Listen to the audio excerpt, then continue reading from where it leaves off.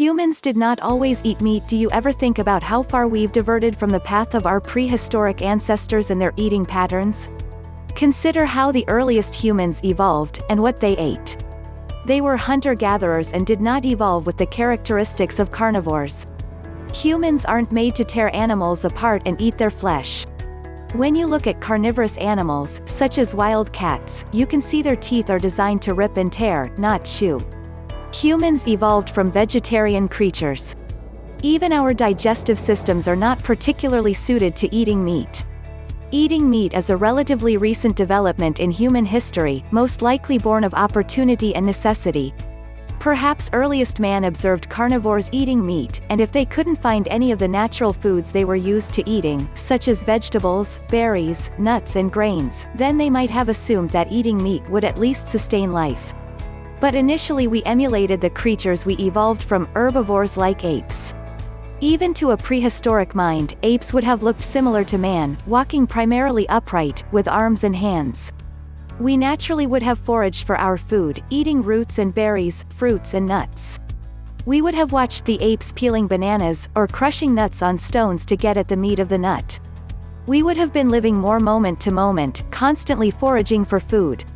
Hunting, after all, requires thought and planning. Eating meat requires preparation and most importantly, fire.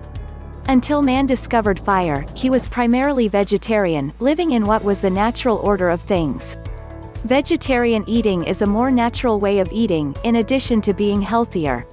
It's a way that's in balance with the planet, and doesn't seek to dominate it and conquer it. It must have felt unnatural at first, to eat animal flesh. After all, we're not so far removed from animals ourselves. Perhaps it even felt cannibalistic.